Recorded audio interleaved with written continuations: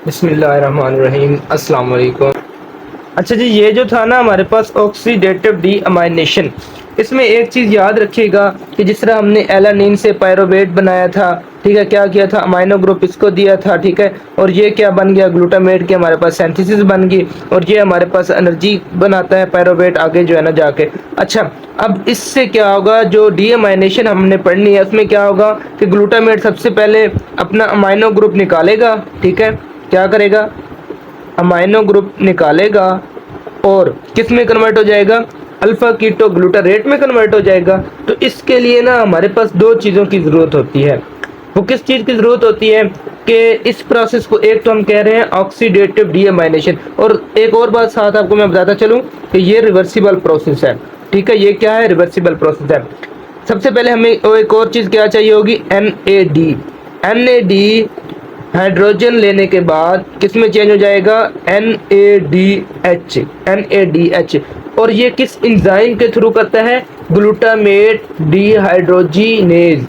Glutamate dehydrogenase, GDH की मदद से भी, GDH मैं लिख रहा हूँ, ग्लूटामेट डिहाइड्रोजिनेज। और इसके पास ना दो को एंजाइम होते हैं, दो क्या होते हैं, को एंजाइम होते हैं। एक तो हमने बात की है NAD की, NAD जो हमने बात कर ली है, और दूसरी चीज़ जो है वो क्या है जी, हमारे पास NADPH, जो हमें इधर जो है ना हमारे लिए काफ़ी नेसेसरी होगा, मदद देगा। अच्छा, इस प्रोसेस को हम कहते हैं ऑक्सीडेटिव डीअमाइनेशन, और इसको जब ये रिवर्स होगा तो क्या कहेंगे, रिडक्टिव अमाइनेशन। रिडक्टिव अमाइनेशन कहेंगे जब ये रिवर्स होगा।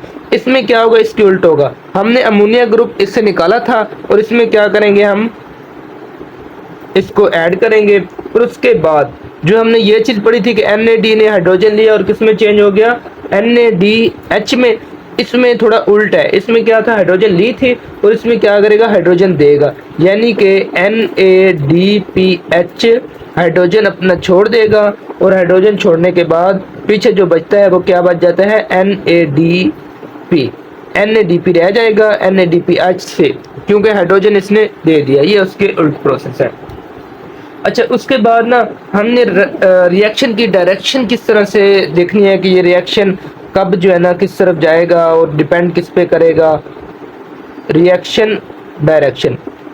तो ये तीन चार चीज़ों पे डिपेंड करता है। पहली चीज़ तो ये है कि ये ग्लूटामेट पे डिपेंड करता है, ग्लूटामेट।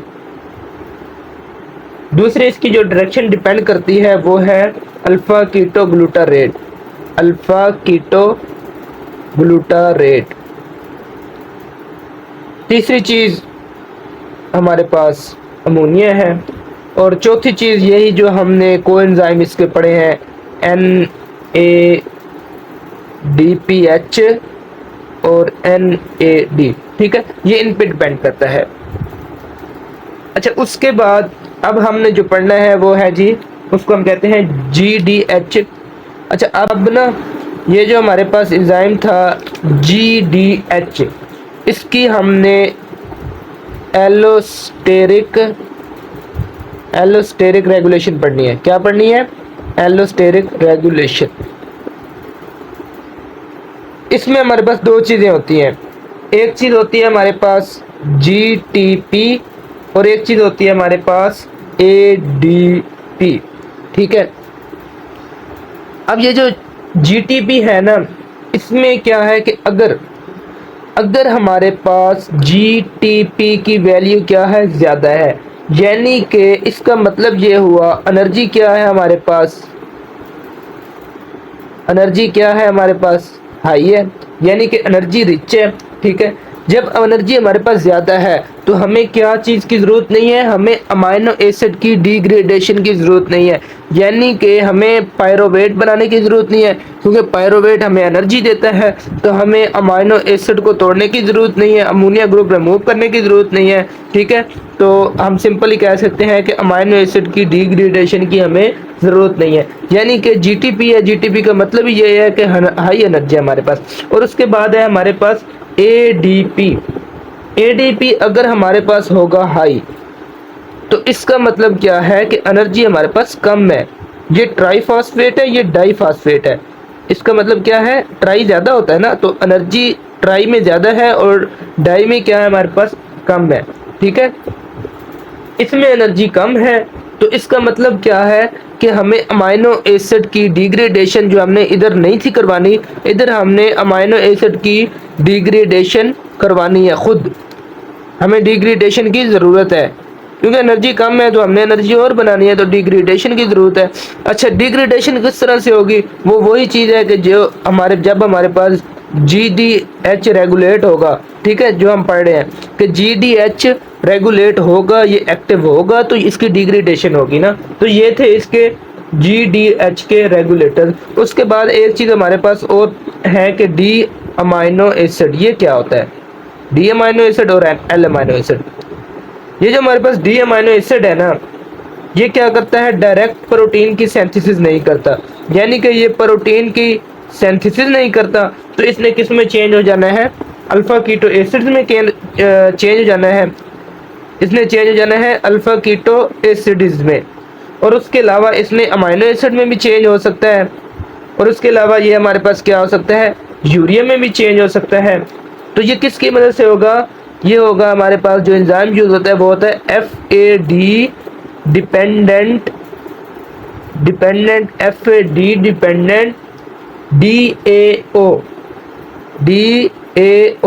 DAO का मतलब है डी अमाइनो ऑक्सीडेज। ठीक है, ये क्या करता है, ये डी सीरीन की ये हमारे पास करता है डिग्रेडेशन करता है, यानी कि डी सीरीन को तोड़ता है। अच्छा, इसमें ना हमारे पास एक बीमारी का जिक्र है जो मैं आपको बताता हूँ, ये डी सीरीन के रिलेटेड ही है। जो हमारे पास डी सीरीन है ना, ये रिसेप्टर के तौर पे एक्ट करता है। किसके रिसेप्टर के तौर के लिए एक्ट करता है, ये ग्लूटामेट के रिसेप्टर के लिए एक्ट करता है।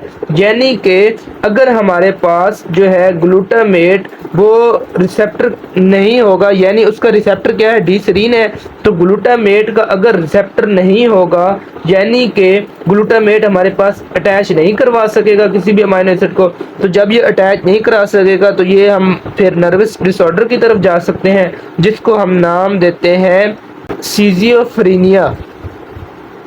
इस बीमारी को कहते हैं सिजोफ्रेनिया।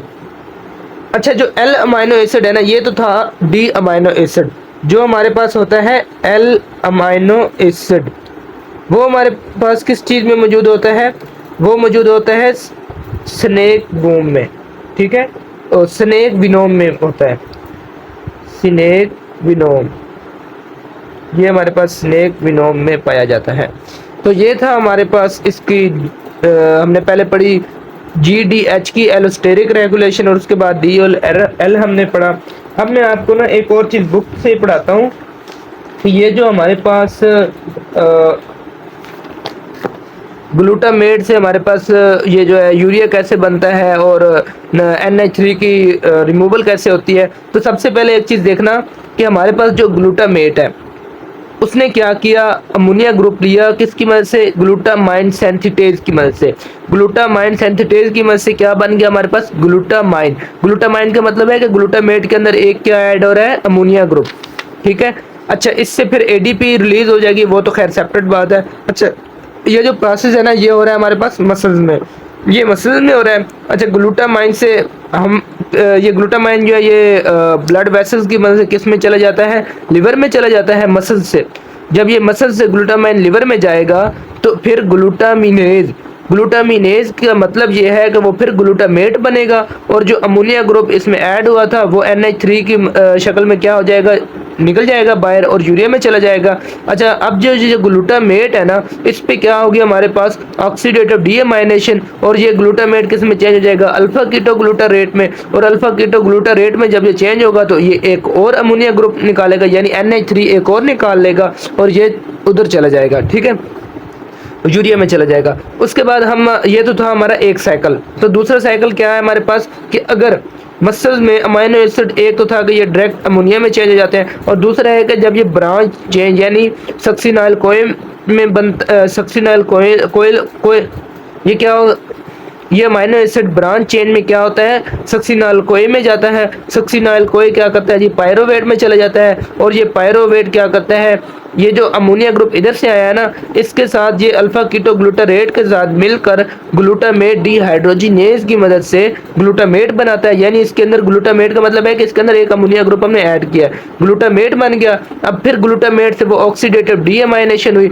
और ऑक्सीडेटिव डीएमाइनेशन से ये क्या बन जाएगा, रिवर्स अपने ओरिजिनल शक्ल में बन जाएगा, जिससे ये निकला था alpha keto glutarate. Alpha keto glutarate के साथ मिला था ना, तो ये फिर अपनी ओरिजिनल उसमें आ जाएगा अल्फा कीटो ग्लूटारेट में। और ये जो हमारे पास ग्लूटामेट है, ये क्या होगा, एलानिन अमाइनो ट्रांसफेरेज एंजाइम की मदद से पायरोवेट के साथ मिलकर एलानिन बनाएगा और ये एलानिन चला जाएगा सीधा हमारे पास लिवर के पास। लिवर के पास जाने के बाद एलानिन अमाइनो ट्रांसफेरेज यानी कि अपना अमोनिया देगा इसको, और एक चीज तो पायरोवेट बनेगी और दूसरी चीज क्या बनेगी, ग्लूटामेट। ग्लूटामेट से फिर वही ऑक्सीडेटिव डीएमाइनेशन होगी। ऑक्सीडेटिव डीएमाइनेशन का मतलब ही यही है कि हमने NH3 रिमूव कराना है। जैसे ही हम NH3 रिमूव कराएंगे तो ये NH3 क्या करेगा, यूरिया में चला जाएगा। तो एक प्रोसेस हमने ये पढ़ा और दूसरा ये पढ़ा, ठीक है। ये था अमोनिया ट्रांसपोर्ट टू लिवर, ठीक है। ये हमने इसकी ट्रांसपोर्टेशन पढ़ी है कि ये लिवर में कैसे ट्रांसपोर्ट होता है।